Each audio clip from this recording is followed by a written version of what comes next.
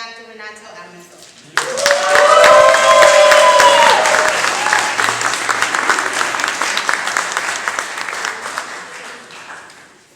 Good morning. Good morning. Thanks, Tiffany, for that introduction. And I have to say that I'm starting feeling very giddy. And I don't know what the translation is for giddy, so but as Tiffany said, my name is Renato Almanzor. And what I'd like to share is that my full name is Dr. Renato Patrick Incio Irabangan Almanzor Jr. And it is fine if you call me Renato. I want to see that translation too. And I share that with you because I bring all of who I am with me. Just as it's my assumption that you bring all of who you are with you. And when we're talking about building a healthy community in East Oakland, we need you to bring all of who you are into our spaces. That we can only build a healthy community if you can bring your language, your experience, your hardships, your hopes, your dreams, and your beliefs. And so much of what we're going to do is to be able to galvanize, tap on that experience, to be able to say, all of us are needed. I've come in here to be, as Tiffany said, the leader, the executive director of East Oakland Building Healthy Communities. But I said each time in the interview that that's not what I want to do. That I'm not coming here to be the face of East Oakland Building Healthy Community because there are already a lot of faces. And actually what I'd like you to do is take a look at the faces really quick. Take a look at the folks around you. In front of you, to the side of you, behind you, in front of you again. And then I'm sure you can see, and as you look at me, I'm sure you can see what we all have in common. We are all good looking. I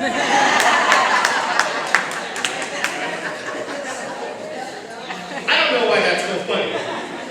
But when I think about East Oakland, I just go around thinking, damn, them folks are good looking. Just like me. But I gotta be honest with you, that it took me a long time to feel that way. Right? Because we have a country sometimes, and a community whose standard of beauty doesn't reflect who we are. I remember my dad was in the Navy, so we moved around quite a bit. Right? So at one point, we lived in Marin County. And the standard of beauty in the 70s meant feathered hair. My hair would not feather. It meant a thin nose, and I remember trying to pinch my nose every night to make it more pointed, and it just wouldn't get any more pointed. And back then, it felt like the standard beauty were thin lips, and I used to hold my lips in thin. But I had braces, and they kept popping out, right? And then my family moved to a place called Vallejo. And if you know Vallejo, I think it looks a lot like this.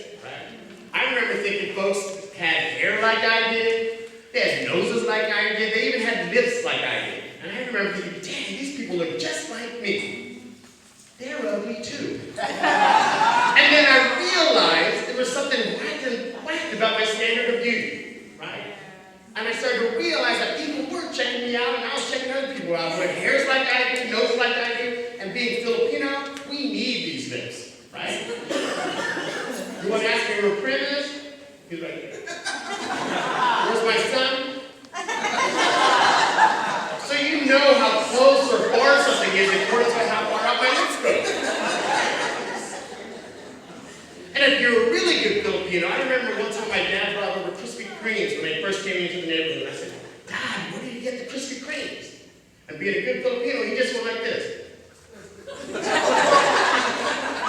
And I knew that meant you go south on 880, you take an Alvarado Mounds exit, you go 2 miles, and take a right, and it's right next to the Jollibee. Community, there are others who will tell us what it means to be an East Oakland resident. And some of those folks aren't even in East Oakland. So when I talk about deep democracy, I want to kind of break up a little bit about how I think it's different than the kind of democracy that we have going on. Deep democracy for me is a sense that the world is here to help us to become our entire selves. And that we are here to help the world become whole. So deep democracy doesn't mean that you're just here to get something. It also requires that you're giving something. And if you're not contributing to our whole, you are actually robbing from it. So when we're talking about deep democracy, we need each other. And again, as you look around, you'll see we have each other. We have a whole bunch of good-looking people who are committed to East Oakland. But I want to tell you 3 things that actually need to happen in order for us to truly practice deep democracy. Attitude, principles, and structures. The first is attitude. We need to have the attitude that I matter. You need to come in here believing that you matter, that you are important. But I'm also here, also having the attitude that you matter. So you don't matter alone. Someone else who's next to you also matters. And then because of that, we all matter. We are more than the worst thing we've ever done. And there are people who are telling us stories about East Oakland who don't even think that East Oakland matters. I'm here to tell you I believe we matter. And I believe you entered those doors today because East Oakland matters. Because you matter, and someone else next to you also matters. And even those who aren't here today matter. So we have to have that attitude. The principle of deep democracy is a little bit different than classical democracy, right? Classical democracy is the idea that majority rules. That you actually have to register to have a voice. That only folks who might have registered. That's not right. I was thinking in my interview, like, I know what community meetings are like. And not all of my community meetings I used to go to actually had childcare, so this is a little different than I'll hear babies in the background. But the principle that in classical democracy is that only those who can vote matter, right? And then even then, only the electeds can matter. East Oakland Building Health Communities say that all voices matter. Whether you're registered to vote or not. Whether you're documented or not. Whether you're over 18 and younger than 18. What matters is that if you can love, you have power. So we're not going to judge you by where you came from or where you are right now. We're not going to judge you for whom you love, but that you can love. All of our lives are important, and we matter. So that's the principle. So it requires that we listen to each other. Again, not just to those who vote, not just to leadership council, right? Not just to the electeds. That as you meet somebody else today, that you're listening to find out what matters to them. And then the third thing we need is structures. Right? We need places. And so this is where, again, I used to be a professor for 16 years, right? So I might get a little nerdy, but what we need are structures where we analyze, criticize, and mobilize. So we need a place, like these things called the action teams, where we're saying what's actually happening in our communities. Because newspapers will tell us what's going on in East Oakland. We know those are all true. Our new president will tell us what's happening in the urban communities, and we know that's not true. So the work is to be able to say what is true, and how do we tell that story. But we also need to be critical about it, right? We know that some things are kind of whack, right?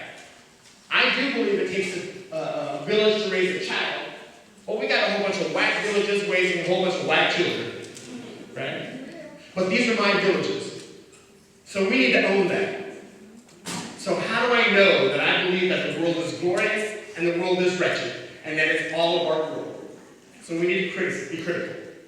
But the third thing is not enough to analyze and criticize, we need to mobilize. Because if you're here just to listen to what's going on and tell other people what needs to happen, and now we're not going to roll up our sleeves, then you're going to maintain the status quo, and that's not deep democracy. Because you already know a whole bunch of people who don't even vote, and that's all right. But for me, East Oakland Building Healthy Communities is about analyzing, criticizing, and mobilizing.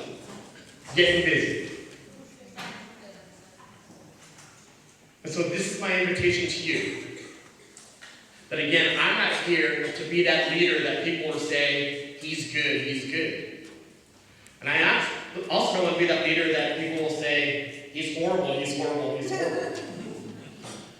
I want to be the kind of leader where the people say, we did it ourselves. So I don't want, and I didn't take this on to say that I needed to be the one who says this is what needs to happen. If there's anything I got from all 4 interviews I had, with I think 30 people in total, was that they wanted an executive director who created a space where people can come from a place of power, love, and justice. And my favorite quote from Martin Luther King Jr., and he often talked about how power is often seen as a polar opposite to love. But what he came down and said was that power without love is reckless and abusive. Love without power is sentimental and anemic. Power at its best is love implementing the demands of justice. And justice at its best is power correcting everything that stands against love. So my hope is you came here with a purpose. It may be about power, it may be about love, it may be about justice. I'm hoping it's about all 3. But if you're wondering which one it is, I want to share a little story about how I know what my purpose is. So I'm so honored to be able to be here, but I'm so privileged to be able to have my son, Mahal, join us, right? And if you know Mahal, actually it's just like Prince's name, Mahal in Tagalog means love. And it means expensive. And he's both. Well, when Mahal was 4, he used to crowd up really close to me. And I said, Mahal, why are you sitting so close to me? Right? And he would say, because I love you. We'd be eating dinner, and then he'd start giving me his vegetables. I said, Mahal, why are you giving me your vegetables? He'd say, because I love you. I said, Mahal, why is your room such a mess? Because I love you. So if you're clear about what your purpose is for today, I hope you can take it from my son Mahal and let your purpose be love. Thank you so much for letting me be in this space with you.